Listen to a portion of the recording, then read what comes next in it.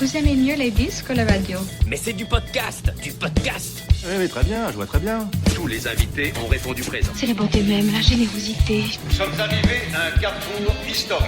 Nous sommes en veine de générosité tous les deux. Qu'est-ce que cela signifie ?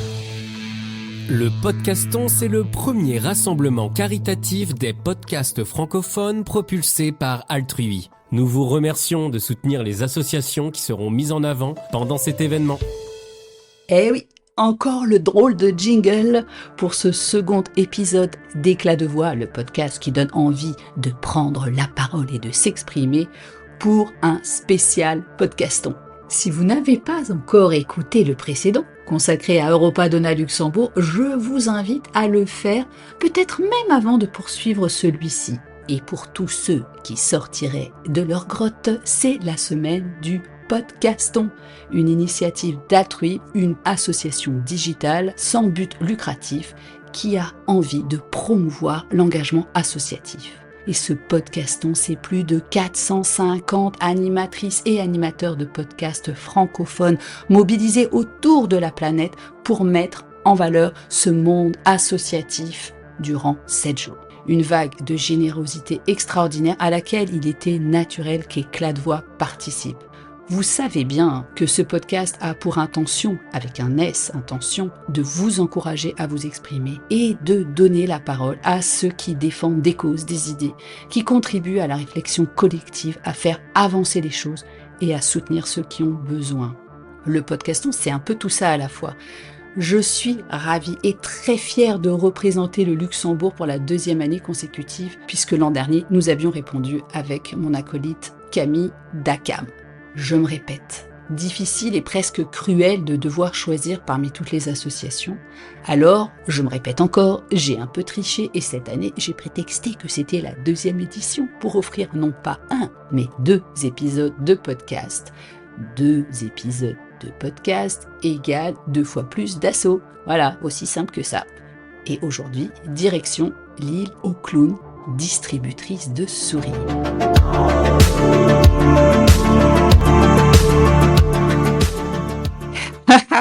Oui, riez un bon coup, ça vous fera beaucoup plus de bien que vous ne le pensez. Le rire est contagieux.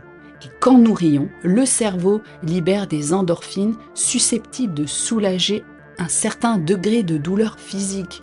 L'humour et le rire fortifient le système immunitaire, stimulent l'énergie, soulagent et protègent contre les effets nocifs du stress. Charmant cocktail, isn't it? Bon alors, quand je suis allée à la rencontre d'Éric Ancelin, le directeur de l'île, j'ai plongé dans un univers coloré et joyeux.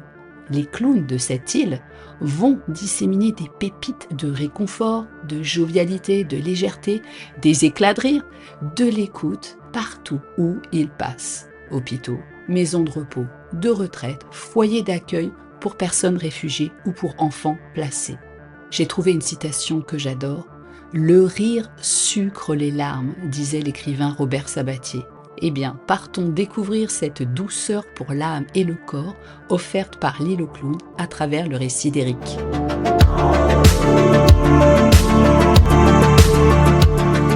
Bonjour Éric. Bonjour Anne-Claire. Merci d'avoir accepté de participer à cet épisode particulier pour le podcaston. L'île aux clowns. Bon, alors, on suppose un petit peu de ce dont il s'agit, mais je suis certaine que tu as plein de choses à nous raconter. Effectivement, j'ai beaucoup de choses à raconter. En tout cas, bienvenue à l'île aux clowns. Déjà, c'est une ASBL qui a été créée en juillet 2013 par 5 fondateurs, donc que je vais citer. Donc, c'est le groupe Servior qui gère des maisons de retraite au Luxembourg, la fondation Krebskrankenner qui vient en aide aux familles qui a des enfants atteints du cancer notamment, le réseau Help Soins à domicile qui fait partie de la Croix-Rouge, le cabinet d'avocats Clifford Chance, et enfin le dernier fondateur, KPMG, qui est une société spécialisée dans l'audit et le conseil en entreprise. Donc, en juillet 2013, ces 5 fondateurs ont voulu que l'aventure en fait des clowns à l'hôpital se poursuive, et donc ils se sont réunis pour nous donner les moyens de fonctionner. Alors, notre mission, elle est à la fois simple et compliquée. Notre mission, c'est de venir en aide à des personnes en difficulté et d'améliorer leur qualité de vie à l'aide d'une équipe de clowns d'hôpital. Alors, clown d'hôpital, est-ce que ça veut dire qu'il faut avoir une formation particulière? Est-ce qu'il faut avoir un bagage particulier pour être clown d'hôpital ou est-ce que n'importe qui peut devenir clown d'hôpital?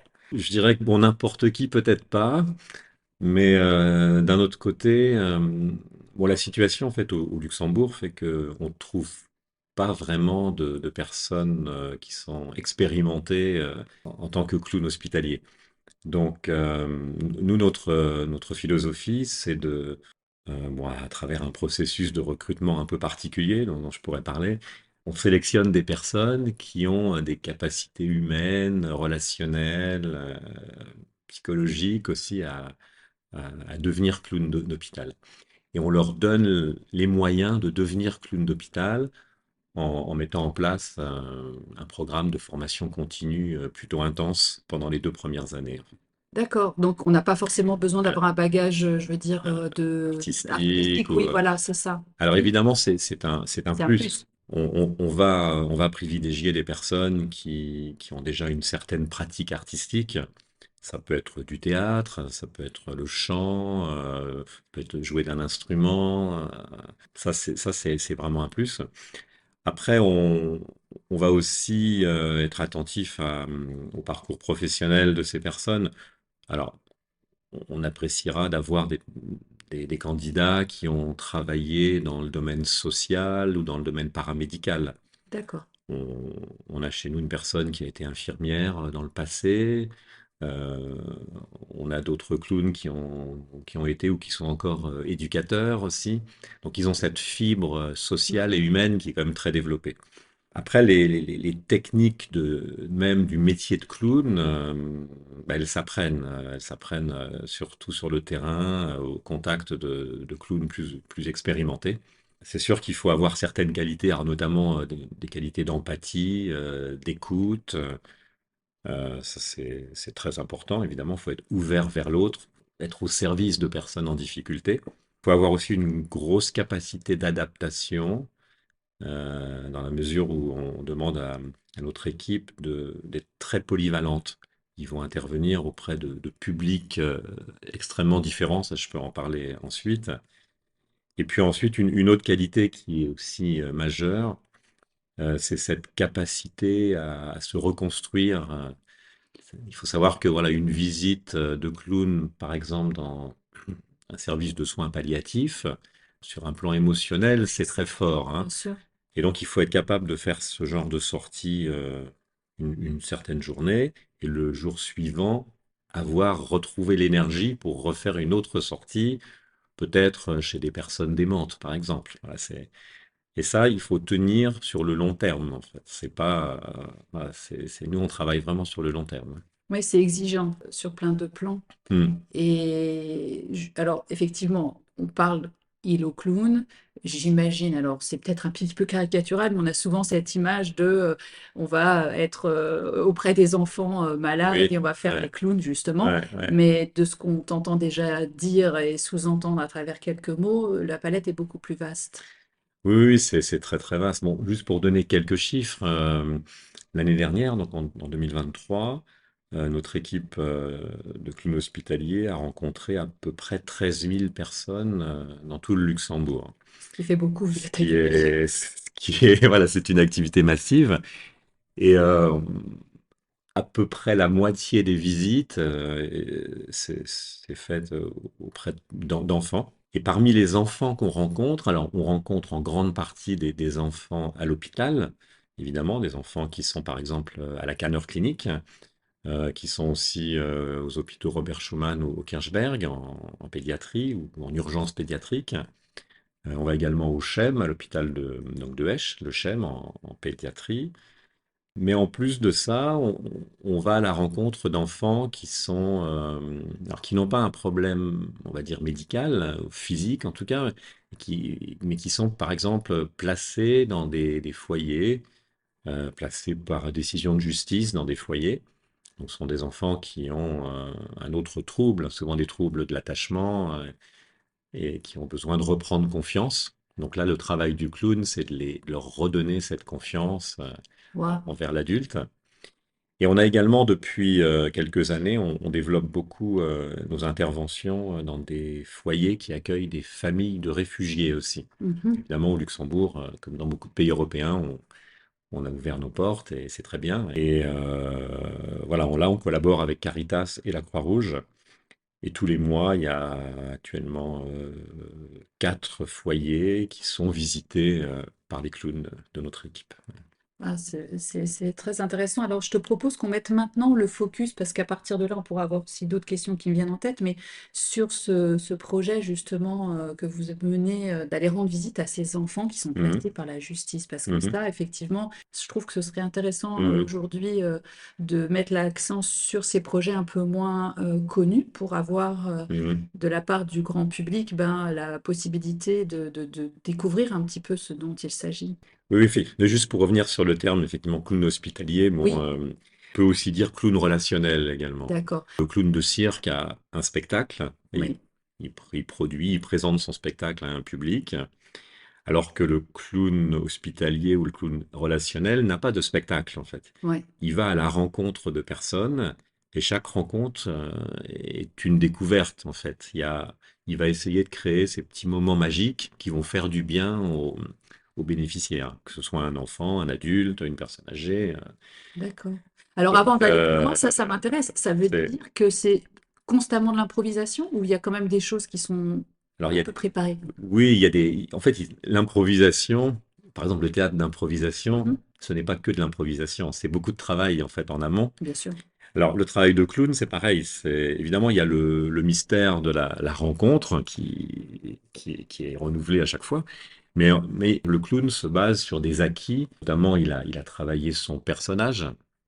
Euh, donc, chaque personne civile chez nous a un personnage de clown, avec un nom de clown, avec un costume de clown, un certain maquillage, D'accord, un donc ça, certain style, une certaine voix, ok. euh, des compétences en chant, en musique, etc., etc. Et le personnage, c'est important parce que c'est aussi une façon de. Alors évidemment, il faut garder l'empathie avec le bénéficiaire, mais ça peut être aussi une protection. Aussi, Oui, on joue avec son personnage. On essaye de. Le clown va essayer quand même un petit peu de protéger sa personne civile, de pas trop l'exposer voilà, à toutes les émotions qui peuvent ressortir. Donc voilà, c'était quoi la question pour revenir? alors oui, c'était pour Donc mettre voilà, l'accent sur le le, projet avec alors le voilà, foyer mais oui, d'accueil. oui, c'est ça. Ouais. C'était ça. Excuse-moi, j'avais perdu le fil. Et donc oui, depuis début 2023, on collabore avec une fondation au Luxembourg qui s'appelle la Fondation de la Maison de la Porte Ouverte, Ah oui, qui accueille des enfants d'âges différents. Ils ont plusieurs foyers dans le pays. Et nous, on collabore avec un foyer qui s'appelle le foyer Don Bosco, qui est en bas de la côte d'Aïch, à Luxembourg. C'est un foyer qui accueille jusqu'à 12 enfants en bas âge, enfin entre 0 et 11-12 ans à peu près. ah oui, donc jeune, vraiment jeune. Voilà. Et là, ce sont des enfants qui sont placés par décision de justice, souvent dans des situations d'urgence très critiques. Voilà, et les enfants se retrouvent là, au milieu d'éducateurs qui vont prendre soin d'eux et qui vont essayer de leur redonner justement un cadre de vie stable. Donc, on a, on était, au tout début, on est allé rencontrer les responsables de ce foyer. Je pense qu'ils étaient très surpris de notre approche.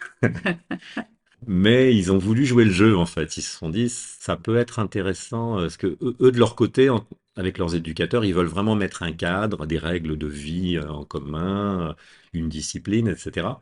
Avec beaucoup de bienveillance, évidemment. Ils se sont dit peut-être que l'arrivée de clowns, donc de personnages un peu spéciaux dans leur monde, ça va créer une forme de détente, des moments de joie, de décontraction, autant pour le personnel que pour les enfants, en fait. Ouais. Alors on s'est aperçu que il a fallu vraiment procéder par étapes. Au début, déjà, donc c'est une expérience qui a bien marché. Pourquoi? Parce qu'on a déjà, on a tissé des liens très forts avec les équipes des éducateurs de ce foyer qui nous accueillent toujours avec beaucoup de joie, voilà, ils sont très ouverts à l'approche du clown. Et puis ensuite, il a fallu procéder vraiment par étapes avec les enfants pour gagner leur confiance. Oui. Ce sont des enfants qui sont parfois en retrait, qui ont pas mal de troubles, qui sont assez stressés. Et donc là, le clown, pour ça, est très intéressant, parce que le clown, c'est un personnage qui ne se positionne pas du tout dans un rapport de hiérarchie, que ce soit à l'hôpital ou dans des foyers. Le clown est vraiment un personnage qui se met à la hauteur des gens, voire même en dessous des gens. Donc il n'est pas du tout dans une relation de dominance. Il est au contraire dans une relation positive, très bienveillante, pour essayer de toujours valoriser la personne qui est face à lui, en fait. Et on s'aperçoit, donc maintenant ça va faire plus d'1 an qu'on collabore avec le foyer Don Bosco, on s'aperçoit qu'il y a des liens assez forts qui se créent entre les clowns et les enfants, et il y a vraiment une très grande joie de se revoir tous les mois, quoi. On essaye, bon, on a une équipe de 10 clowns hospitaliers ou relationnels. Donc en théorie, ils sont censés être capables de travailler. Ils travaillent toujours en binôme, et les binômes sont tous théoriquement interchangeables. Bon, je dis théoriquement parce qu'il y a des préférences aussi, on préfère toujours travailler avec l'un ou l'autre, mais Là comme ailleurs. ça voilà, comme partout. Et ensuite, ils sont aussi formés pour pouvoir intervenir sur tous les terrains d'intervention de l'association, que ce soit en maison de retraite, en hôpital, auprès de personnes âgées, auprès d'enfants, auprès de personnes démentes. Donc, au bout de 2 ans, ils doivent pouvoir intervenir partout. Bon, maintenant, c'est vrai que dans les cas particuliers où ils vont rencontrer tous les mois la même personne ou les mêmes personnes, alors c'est le cas de foyers où il y a des enfants qui restent assez longtemps. Là, on va essayer le plus possible d'avoir toujours le même binôme, en fait. C'est pas toujours possible, mais on essaye, justement pour stabiliser la relation et éviter voilà, de devoir reconstruire à chaque fois avec un nouveau clown et tout. Ouais, parce qu'en fait, les enfants s'attachent à ce clown, l'appellent par son nom, ils prennent des photos, ils ont des badges des clowns et tout. Ah oui, Donc il y a vraiment il y a une forme d'attachement qui se met en place. Ouais. Quelque chose c'est une relation qui a été abîmée avec leurs parents, par exemple, avec l'adulte. avec l'adulte parfois même, en général. Donc là, avec le clown, il recrée quelque chose qui les remet dans une dynamique positive de relationnel, quoi. Oui, et puis comme tu le disais, c'est quelque chose qui se construit à plus ou moins long Oui, terme oui. sur pour Oui, les enfants qui sont bien sûr. placés par opposition, on peut l'espérer, à Ouais, ceux qui sont à l'hôpital et à qui voient l'hôpital. le clown une fois, mais on peut Exactement, ouais. souhaiter pour eux qu'ils ne le voient pas trop longtemps. Exactement, oui. Oui, la plupart des enfants qu'on voit à l'hôpital, on les voit 1 fois ou 2 fois, mais pas plus, heureusement d'ailleurs, pour les Oui, enfants, ils ne sont pas hospitalisés éternellement. Après, je voudrais juste rajouter que, bon, on parle beaucoup des enfants et c'est formidable parce que ça représente plus de la moitié des personnes visitées par les clowns, mais on visite aussi beaucoup d'adultes et beaucoup de ouais, personnes âgées dans des maisons de retraite, dans des maisons de soins. Et là également, les gens restent très longtemps dans les oui. maisons de soins, plusieurs années. Et donc là, il y a vraiment aussi cette forme d'attachement, cette joie de revoir les clowns venir tous les mois faire leur visite. Donc Et donc là, c'est pareil, on essaie d'avoir, enfin vous essayez, pardon, d'avoir les mêmes, on à peu près les essaye mêmes d'avoir binômes. les mêmes binômes, ou en tout cas, voilà, sur une maison de soins particulière, on va dire qu'il y aura peut-être 4 personnes dans l'équipe clown qui va intervenir. Ça va pas être les 10 de l'équipe, quoi. On essaye de un petit peu spécialiser, ouais. Alors moi, j'avais une question un peu piège pour toi. Ah, C'était, est-ce qu'il y a des réfractaires ou des enfants qui ont hyper peur? Je te pose la question ouais, sincèrement parce oui, que ma fille, quand elle était petite, ma fille aînée avait développé une angoisse des angoisse clowns, des mais clowns, quelque ouais. chose de, même dessiné sur un mur, elle se mettait à courir comme d'autres courent quand ils voient des pigeons. Donc je me demandais s'il y avait des endroits où presque même des contre-indications, je mets des guillemets évidemment, mais à la présence d'un clown quelque part. Bah écoute, oui, bien sûr, oui, c'est difficile de dire quel pourcentage, mais il y a certaines personnes, adultes comme enfants, qui ont peur du clown. Nous, notre objectif, c'est pas du tout de faire peur, hein. C'est pas The Joker et on n'arrive pas avec un couteau, du sang et c'est pas du tout ça. Au contraire, alors pour prévenir ce genre de situation, il faut savoir que déjà, au début de l'intervention du binôme de clown, dans toutes les structures, il y a toujours un briefing avec le personnel soignant ou encadrant. Et dans le briefing, voilà, le personnel va nous mettre en garde en nous disant attention, cette personne a dit qu'elle n'aimait pas les clowns. Donc ça veut dire que on va peut-être ne pas aller la voir. On va certainement ne pas aller la voir d'ailleurs. Après, il y a aussi dans l'approche des clowns, elle est toujours très, j'allais dire, très soft en fait. Ils vont pas imposer leur présence. Avant de rentrer dans une chambre d'hôpital, par exemple, ils vont délicatement toquer à la porte, éventuellement passer la tête, et là capter un peu la façon dont la personne réagit, quoi. Mhm. Si la personne se tourne carrément, ferme les yeux, enfin fait des signes qu'elle n'est pas d'accord, ils vont pas s'imposer en fait. Ouais, Il faut qu'ils sentent qu'il y a un accord du bénéficiaire pour d'accord. venir aussi. Voilà. Alors, et la question qui me vient tout de suite à l'esprit, c'est, tu as évoqué tout à l'heure les personnes démentes. Comment est-ce que là, on peut s'assurer que c'est bien que le contact est bon ou pas? Parce que c'est difficile, là, j'imagine encore plus de percevoir s'il y a ou non, à ce moment-là, où on Oui, intervient, ouais, un oui, accord ouais. du bénéficiaire, comme, Oui, alors évidemment, il y a des degrés de démence très très différents, hein. bien sûr.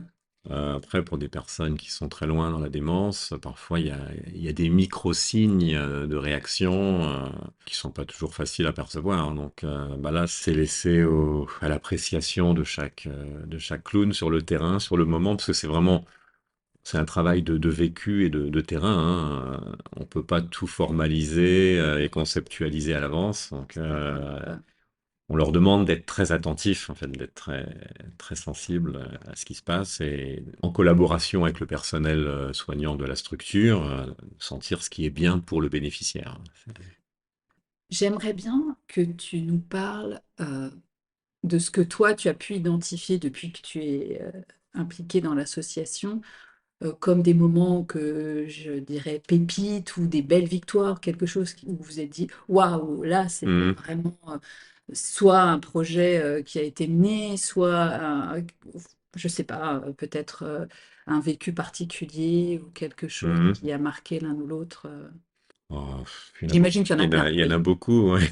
C'est, peut-être pour rester un peu dans le domaine des enfants, c'était en décembre dernier, donc on a mené un projet avec plusieurs partenaires en fait qui nous ont aidés, plusieurs sociétés. Et le projet, c'était d'aller offrir un peu des goûters merveilleux à des enfants dans des foyers de réfugiés, en fait. Et donc, on en a fait 5 comme ça au mois de décembre, à l'occasion des fêtes de fin d'année. Alors, je me souviens notamment, donc, en collaboration avec Caritas, près à Olrich, ils ont un foyer où il y a à peu près une centaine de personnes qui viennent d'Ukraine. Et donc, sur les 100 personnes, il doit y avoir, je sais pas, 20-25 enfants, en fait. Et donc, on a organisé un après-midi, un grand goûter, donc avec l'aide d'une grande société au Luxembourg qui avait préparé, donc les employés avaient préparé des gâteaux, des boissons, etc. Donc, on a Voilà. fait une grande fête, il y avait de la musique, et il y avait les clowns, évidemment. Et il y a également des sociétés qui nous ont offert des jouets qu'on a remis aux enfants. Donc les clowns ont remis des jouets aux enfants. Après, on a tous joué ensemble et c'était vraiment des moments de bonheur très purs, quoi. Ça recharge. Ça recharge, Mm. ça faisait du bien évidemment aux enfants, aux parents qui pouvaient être là, puis à nous-mêmes aussi, quoi, de vivre comme ça, aux bénévoles aussi, aux bénévoles des entreprises sponsors, ils étaient très heureux de vivre ça. Donc ça, c'était voilà, un très très beau projet, plein de joie, quoi. Ouais. Est-ce que tu aurais un petit message encourageant à partager pour aussi donner aux gens qui nous écoutent l'envie de vous soutenir, même si à travers tout ce que tu viens de raconter, franchement, je me dis, là, on ne peut pas faire autrement que vouloir vous aider. Mais je pense que, enfin, le message, c'est que, en fait, dans toutes les situations, même les plus difficiles, les plus critiques, on peut toujours rallumer cette petite flamme de joie, de bonheur. Euh, et nous, on essaye de le faire avec notre équipe de clowns. On essaye voilà, de ramener un peu de sourire, un peu de rire, un peu d'attention à des personnes en difficulté. Et globalement, ça marche presque toujours, en fait. Donc, c'est merveilleux, quoi. Bah, merci beaucoup Eric, parce que dans les locaux ici, c'est très coloré, c'est très joyeux, ça donne envie. Il y a plein d'images et de photos merveilleuses de chacun des clowns et de l'équipe d'une manière plus globale. Bravo pour tout ce que vous faites et merci pour votre engagement et tout ce que vous semez à droite et à gauche comme petites paillettes comme ça de joie, en espérant qu'un maximum de gens pourront s'en emparer dans les prochains Mhm. mois, années. Eh ben, merci également, Anne-Claire. Bonne continuation Ouais. avec Lilo Clown. Voilà, ce second épisode spécial Podcaston s'achève. Je vous invite à le partager, à le diffuser à tous ceux qui ont besoin d'un bon éclat de rire, et ils sont nombreux.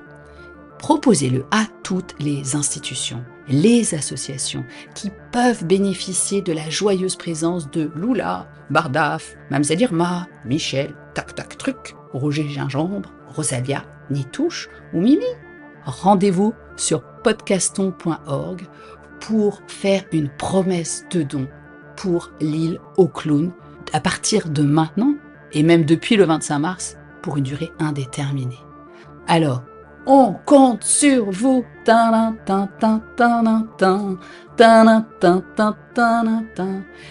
Oui, ok, j'emprunte de nouveau à Coluche et ça tombe à pic parce que lui aussi, il avait envie de faire rire. Et oui, je détourne encore une fois à très bon escient. Reconnaissez-le. Podcaston.org, tous les liens en note si vous n'avez pas eu le temps de vous-même le noter. Merci pour votre fidélité à ce podcast et je vous retrouve dans 15 jours. D'ici là, à vos éclats de voix généreux.